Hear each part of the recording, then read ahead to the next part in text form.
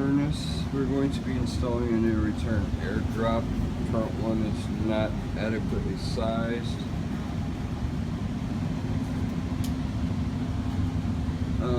This piece of ductwork that you see right here, this actually feeds our second floor.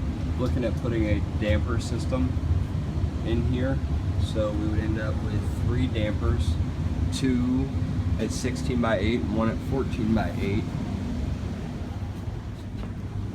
Walk around here.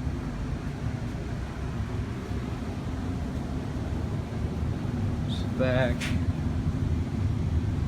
some copper lines, they're running up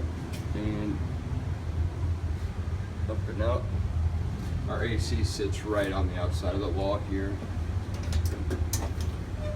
Here's our breaker panel. I think the outdoor unit's on the 30. We do have some existing PVC.